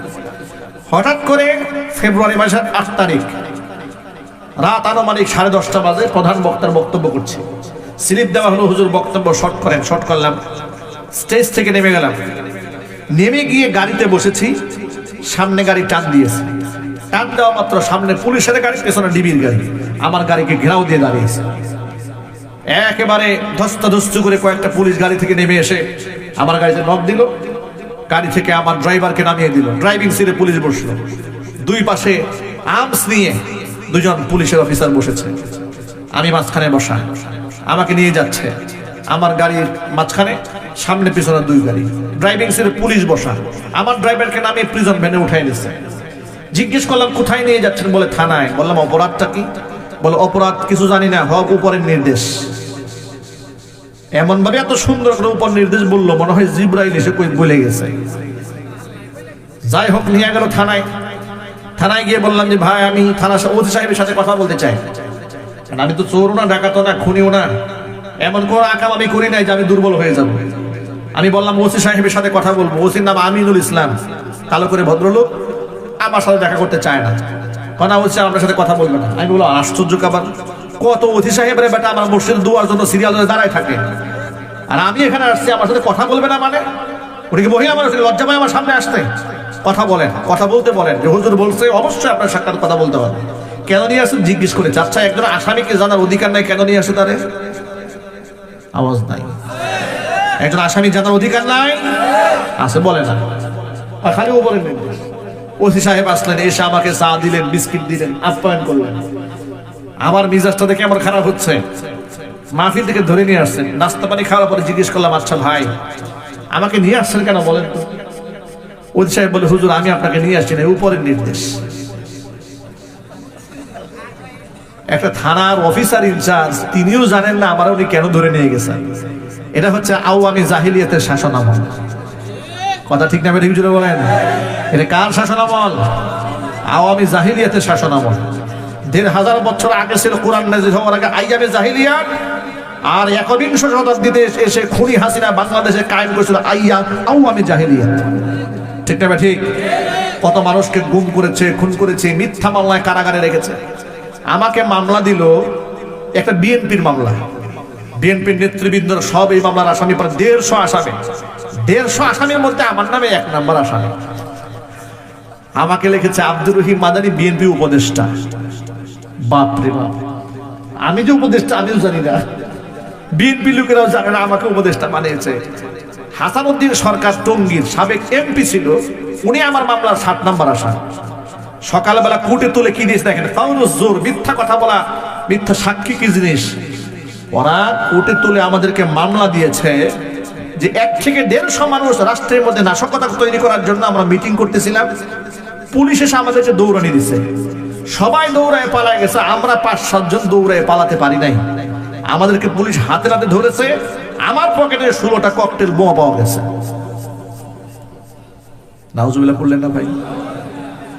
শুধুমাত্র পকেটে ককটেল বোমা পাওয়া গেছে তা নয়, ক্ষান্ত তো এখানেই শেষ হয় না নাটক। ওরা আবার আদালতে বিচারকের সামনে এটা আবার রিকভারি দেখাইছে, বালতির মধ্যে বোমাগুলা পানিতে ভিজাইয়া রিকভারি দেখাইছে যে হুজুরের কাছে এগুলো পাওয়া গেছে। নাউজুবিল্লাহ পড়বেন না ভাই?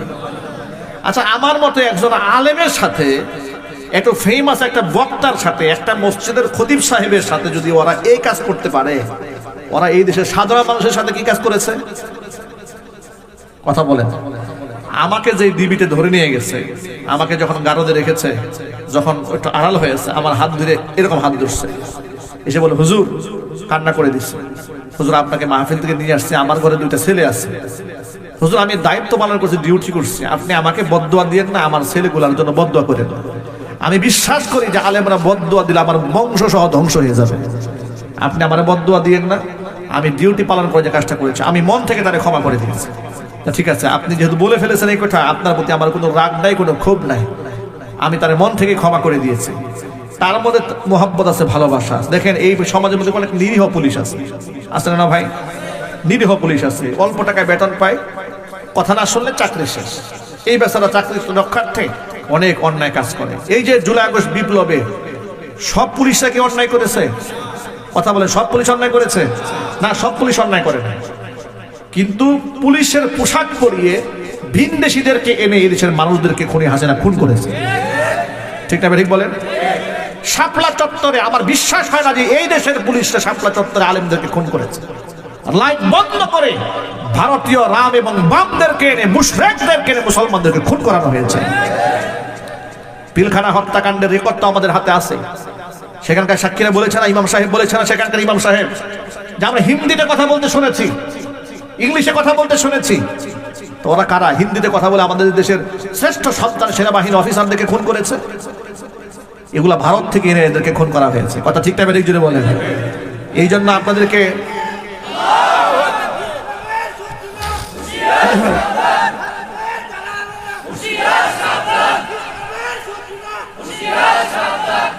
এই জন্য আমি মন থেকে বিশ্বাস করি আমাদের দেশে অনেক নিরীহ পুলিশ আছে।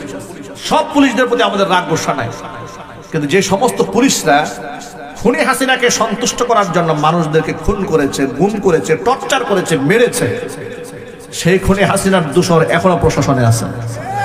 কথা বলেন। ওই যে প্রথম আলো হামলাকে কেন্দ্র করে কিছু নিরীহ আলেমদেরকে গ্রেফতার করেছে, দেখলাম আদালতে তুলেছে।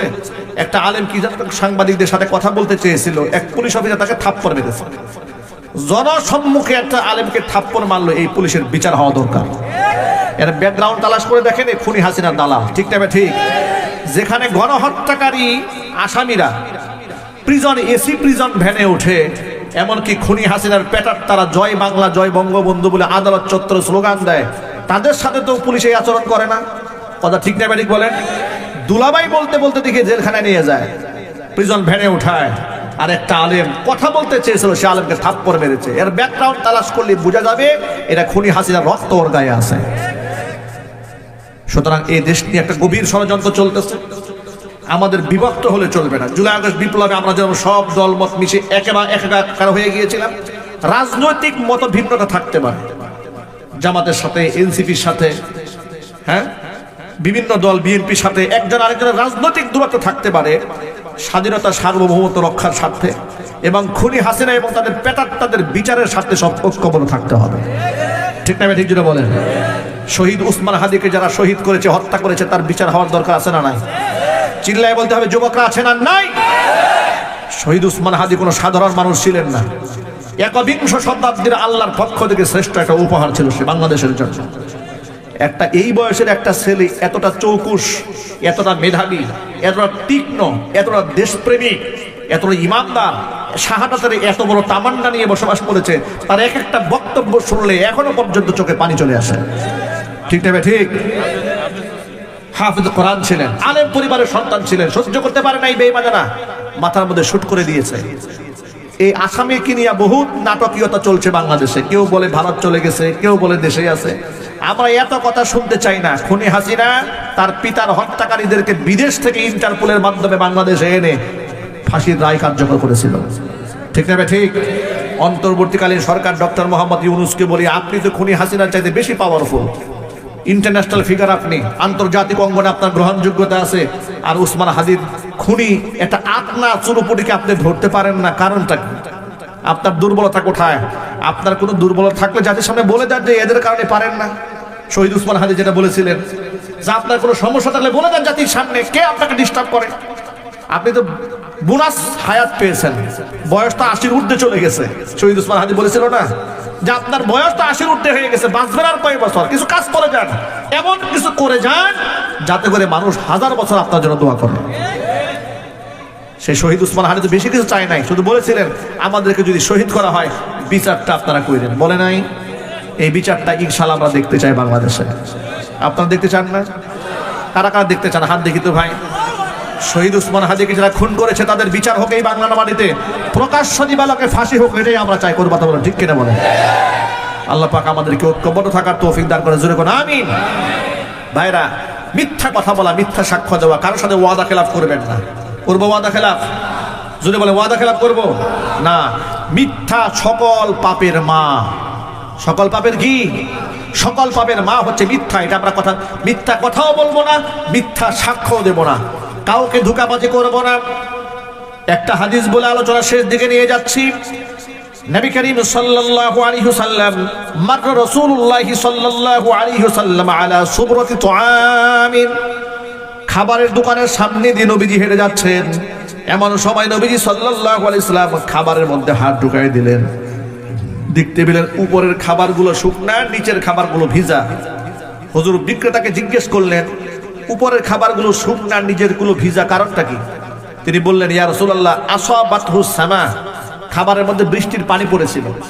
হুজুর বলেন, বৃষ্টির পানি পড়েছিল তো নিচের খাবারগুলো উপরে উঠাই রাখতা, কাস্টমার যেন শুকনা এবং ভিজা পার্থক্য করতে পারতো। এখন তুমি যখন ওজন করে সব খাবার একসাথে দিয়ে দিবা, তো ভিজা আর শুকনা একসাথে দিয়ে দিলা, এটা ধোঁকা হয়ে গেল। কাস্টমার তো বুঝতে পারবে না। মনে রেখো, মানে গশা ফালাইসা মিন্নি, যে ব্যক্তি ধোঁকা দেয় সেই ব্যক্তি আমি মুহাম্মদ সাল্লাল্লাহু আলাইহি ওয়াসাল্লামের উম্মার অন্তর্ভুক্ত নয়। ইসলাম কি বলে নাই ভাই বলেন, সব বলে দিয়েছে। আজকে দেখুন বাংলাদেশে আপনার এলপিজি গ্যাস, এলপি গ্যাসের সিন্ডিকেট চলতেছে বাংলাদেশে। ঠিক না? ঠিক। সরকার ধার্য করে 1300 টাকা, আর দোকানদার বিক্রি করে 1800 টাকা, 500 টাকা বেশি বিক্রি করছে। এই যে সিন্ডিকেটের কবলে গোটা দেশ, ব্যবসা প্রতিষ্ঠান, এর শেষ কোথায়? নবী করিম সাল্লাল্লাহু আলাইহি ওয়াসাল্লাম বলেছেন, কৃত্রিম ক্রাইসিস এবং সংকট তৈরি করে দ্রব্যমূল্যের দাম যারা বাড়িয়ে দেয়, পরকালে তাদের তো কঠিন শাস্তি আছে, ওরা জাহান্নামে যাবে। দুনিয়ার 1 নম্বর শাস্তি এই ব্যক্তির সারা জিন্দেগি ভর তার অভাব অনটন 1000 কোটি টাকা দিয়ে সে মিটাতে পারবে না, সে চির অভাবী হয়ে যাবে। নাউজুবিল্লাহ পড়েন। আমরা কি পয়সা ইনকাম করি চির অভাবী থাকার জন্য? না। সুতরাং যারা এই ধরনের কাজ করেন, যারা কৃত্রিম সংকট তৈরি করেন, আল্লাহ পাক যেন তাদেরকে হেদায়েত দান করেন। হুজুর এখন আমিন। আমরা কৃত্রিম সংকট তৈরি করে দ্রব্যমূল্যের দাম বাড়াবো না, বলেন ইনশাআল্লাহ। আমরা হক হালাল মতো চলবো, জমানের ওয়াদা খেলাফি করবো না, ওয়াদা বর খেলাফ করবো না। মুখে যা বলবো কাজে আমরা সেটাই করবো, কারণ আমরা মুমিন মুসলমান। যারা ওয়াদা খেলাফ করে এরা মুনাফিক, যারা ওয়াদা খেলাফ করে এরা কি? মুনাফিক। আল্লাহ পাক এই জবানের হেফাজত করার তৌফিক আমাদেরকে দান করেন, জোরে কোন আমিন। শিরকের গুনাহ থেকে আল্লাহ পাক আমাদেরকে বাঁচাই দেন, জোরে কোন আমিন। মহান আল্লাহ তাআলা পিতা মাতার অবাধ্য হওয়া থেকে আল্লাহ পাক আমাদের হেফাজত করেন, সকলে জোরে কোন আমিন।